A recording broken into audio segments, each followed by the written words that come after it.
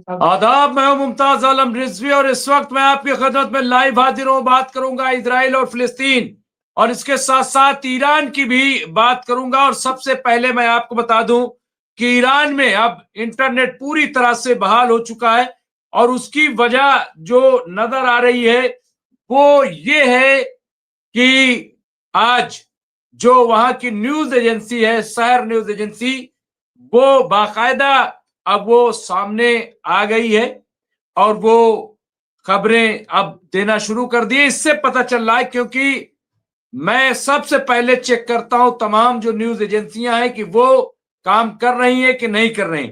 जब इंटरनेट बंद हो जाता है तो जाहिर है कि वो काम करना बंद कर देती है और कोई खबर वो मिलती नहीं है। तो अब कम से कम खबर आना शुरू हो गई है। तो एक तो ये पता चल रहा है कि बिल्कुल साफ हो गया है बिल्कुल। और दूसरी जो इंपॉर्टेंट बड़ी खबर है और जिसको लेकर के आज हमने बात की है, और वो ये है कि तुर्की में बहुत जबरदस्त एहतजाजी मुजाहरा हो रहा है।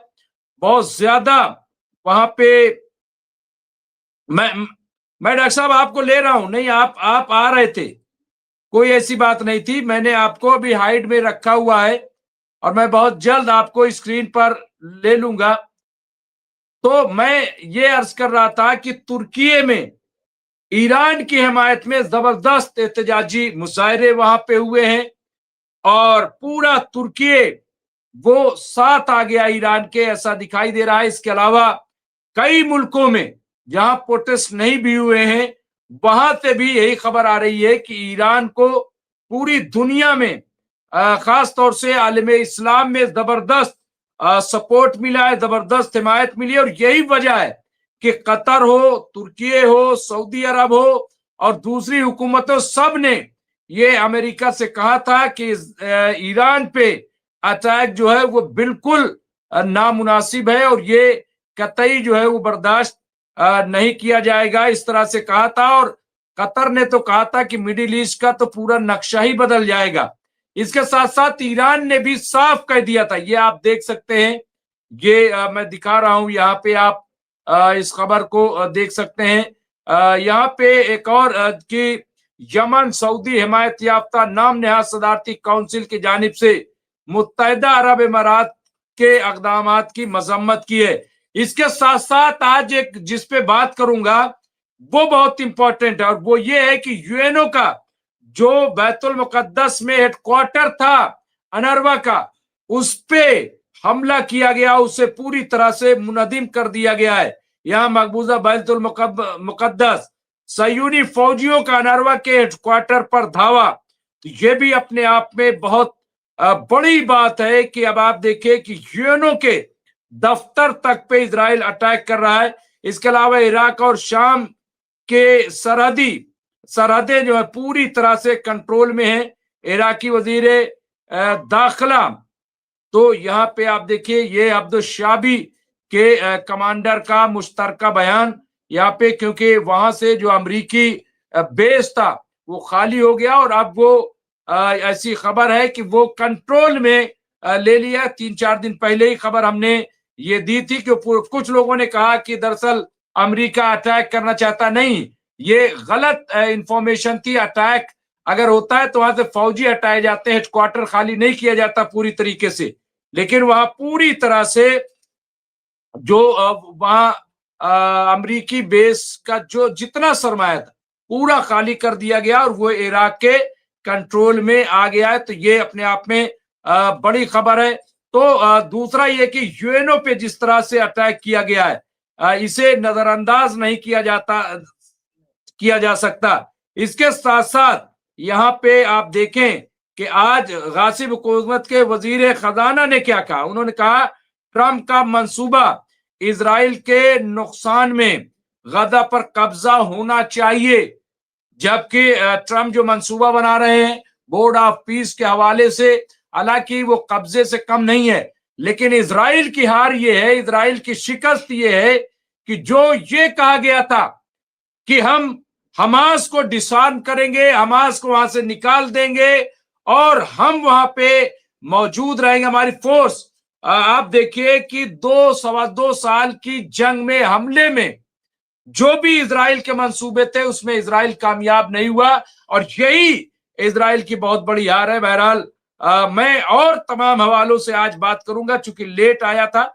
हमारे दोनों गेस्ट आ गए हैं, तो मैं सबसे पहले मेहमानों का ही इस्तकबाल कर लेता हूं। हमारे साथ जुड़ गए प्रोफेसर नदीम अहमद साहब, मैं उनका इस्तकबाल करता हूं। सीनियर पॉलिटिकल एनालिस्ट हैं, मिडिल ईस्ट पे बड़ी गहरी नजर रखते हैं, बहुत बेबाकी से बात करते हैं। और इसके साथ साथ हमारे साथ जुड़ गए हैं फिरोज बख्त अहमद साहब, सीनियर पॉलिटिकल एनालिस्ट है, मिडिल ईस्ट पे बड़ी गहरी नजर रखते हैं, कॉलम निगार हैं। नदीम साहब भी अखबारात में हिंदी, उर्दू, अंग्रेजी सब में कॉलम लिखते हैं। इसी तरीके से हमारे फिरोज बख्त साहब भी लिखते हैं, और मिडिल ईस्ट पे मुसलसल जो है आप बोल रहे हैं। तो ये जो सूरत हाल है, प्रोफेसर नदीम, मैं सबसे पहले आपके पास आऊंगा। जिस तरह से तुर्की में प्रोटेस्ट हो रहा है, कई और जगहों पे ईरान को लेकर के बड़ी हिमायत हासिल है, दूसरी तरफ पर तो बहुत तौला अमेरिका ने हमला करने के। लेकिन आप ये बताइए कि अगर अमेरिका या इजराइल के पास इतनी ही ताकत होती, या उनको लगता कि ईरान को हम तबाह कर सकते, मार सकते, तो 12 दिन की जो जंग हुई थी, क्या वो सीज फायर होता? वो तो ज्यादा मौका अच्छा था। फिर आज क्या वजह, क्या ये सिर्फ साइकोलॉजिकल वार है प्रोफेसर नदीम? हाँ जी, साइकोलॉजिकल वार ही है, और इसमें कहना कुछ और करना कुछ है। और अभी भी आज भी ये खबरें आई हैं कि अमेरिका का लिंकन आगे बढ़ रहा है, और यानी इस तरह का भ्रम फैलाया जा रहा है कि वो अटैक होगा, और आसपास की जो बेसिस हैं उन्हें भी खाली इसीलिए करवा लिया गया है कि ईरान से खतरा है कि वो अटैक ना कर दे उन बेसिस के ऊपर, वगैरह वगैरह। और हमला भी कुछ उसी तरीके का होगा कि एक ही बार में हमला करके भाग जाना। लेकिन मुझे ऐसा लग नहीं रहा है कि इस तरीके का कुछ अमल हो पाएगा, क्योंकि ईरान तो बरसों से तैयार है इस काम के लिए। वो असल में इन सारे मौकों के लिए ही अपने आप को तैयार करे पड़ा है जमाने से, और उसकी तैयारी देख भी ली है दुनिया ने 12 दिन की उस लड़ाई में, कि इंटरसेप्टेड जो मिसाइलें थी वो तक खत्म हो गई हैं, उनका स्टॉक तक खत्म हो गया है, और बहुत भारी और बहुत मुश्किल हो जाएगा कम से कम इजराइल के लिए इस बार ईरान के हमलों को झेल पाना, क्योंकि वो बहुत बुरी तरह से इस बार हमले होंगे, और ना आयरन डोम काम आएगा और ना कोई और काम आएगा, ऐसा लोग मान रहे हैं, और मैं भी ऐसा ही मानता हूं। ये एक साइकोलॉजिकल वार है, दिखाया कुछ जा रहा है, हो कुछ रहा है। हमने देखा भी वेनेजुएला वाला मामला हुआ, जो कि तारीखी तौर पर एक बदतरीन वाकया है कि किसी चुने हुए सरबराह को मुल्क के आप इस तरह से उठाकर ले जाएं। उसके बाद फिर डेनमार्क से भी ड्रामेबाजी चल रही थी, और ग्रीनलैंड वाला जो मामला है उसको लेकर भी दुनिया भर में सब चक्करबाजी हो रही थी। मुमताज भाई, एक मामला और ये है कि इस बार नाटो थोड़ा सा बिफर गया अमेरिका से, और अमेरिका के कहने पर वो चलता था।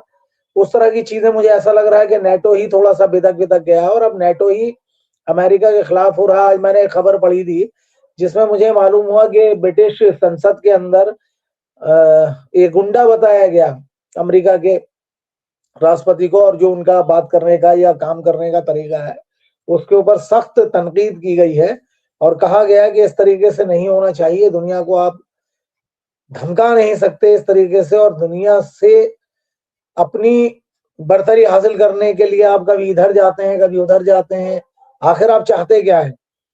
यानी ये सब जो मामला है इसको लेकर वो लोग जो उनके कभी साथ में हुआ करते थे या साथ में थे, और हमने देखा सर कि हिमायत भी उस तरीके की यूरोप से नहीं मिल रही है, खासतौर पर ब्रिटेन से या फ्रांस से। ये तो एक सिमती चल पड़ते थे, अब ये जर्मनी वर्मनी है, इनके अपने आपस के मामला हैं, या इटली विटली है, वो लोग साथ दे रहे हैं। उन्हें बहुत कुछ अभी हासिल भी करना है और आगे बढ़ना है, तो वही यानी मुश्किल से गिनती के कुछ ममालिक ही साथ दे रहे हैं, और वो भी बहुत खुलकर नहीं दे रहे हैं। लेकिन एक अच्छी बात ये हुई कि फिलिस्तीन वाले पूरे मामले पर दुनिया में कोई शायद एक आध ही मुल्क ऐसा होगा जो अमेरिका के साथ पीछे से आया होगा, लेकिन दुनिया भर में उसके साथी और उसके हमरा ममालिक ने भी उस सब चीजों को गलत बताया, और जो कुछ वहां पर हो रहा था, एयर स्ट्राइक या बम मारे जा रहे थे फिलिस्तीनियों के ऊपर, निहत्थे गजा के ऊपर, उसको लेकर दुनिया भर के लोगों ने एहतजाज भी किया और उसे गलत भी ठहराया। और आज भी बहुत ज्यादा खुलकर तो नहीं, लेकिन लोगों के अंदर इस सब बातों को लेकर दर्द है और चुभन है, और जो जो कुछ वहां पर पहुंच जानी चाहिए थी इमदाद, वो नहीं पहुंच पा रही है। उसके लिए भी लोग अभी भी आवाज उठाते हैं, और यही वजह रही कि अमेरिका को हाथ अपने खींचने पड़े और नेतन्याहू को कम से कम वहां से बात रखने की कोशिश उन्होंने की है।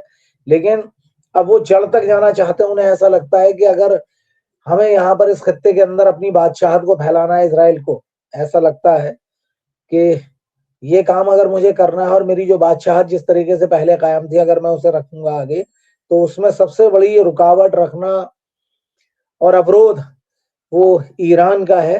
तो ईरान को वो चाहता है कि कमजोर हो, और इसीलिए वो बार बार अमेरिका को लेकर आता है, और अमेरिका की भी एक तरीके से मजबूरी ये बन गई है। और मुमताज भाई, ये सारी बात भी दुनिया अब देख रही है कि जिस तरीके से मिडिल ईस्ट से एक भारी अवरोध या अमेरिकन मनमानी के खिलाफ लोगों ने खुलकर आवाज उठाई है इस वक्त, वो इससे पहले कभी नहीं उठी थी। तो ये एक स्ट्रेटेजिक जीत भी है। भले इतने सारे लोग मरे वहां पर, और नाहक ही मरे एयर स्ट्राइक के जरिए, या उनका नुकसान हुआ फिलिस्तीन और गजा के लोगों का, लेकिन उसका नतीजा ये निकला कि अमेरिका कम से कम कमजोर पड़ा है मिडिल ईस्ट में, और वो मुआहदे के तहत ही उसे वहां से जाना पड़ रहा है, उसके बेसिस खाली हो रहे हैं। और दुनिया भर में जो अमेरिका को लेकर एक मानवीय यानी सहायता या मानवीय मानवता के लिए उसके कार्य की सराहना होती थी, वो भी एक तरीके से मुझे लग रहा है कि बंद हो गई है। अब लोगों की समझ में आ गया है कि क्या करते हैं, कैसे करते हैं। और हालिया वाकयात दुनिया को झकझोर देने वाले हैं, खासतौर पर वेनेजुएला वाला। तो हमें इस जानिब भी देखने की और समझने की जरूरत है। और साथ ही मैं और मेरे जैसे करोड़ों मुस्लिम और अमन पसंद लोग, ख्वाह वो किसी भी जात या धर्म के हों, वो ये चाहते हैं कि इस वक्त जंग ना हो। दुनिया जंग के मुहाने पर खड़ी है, कभी इधर होती है जंग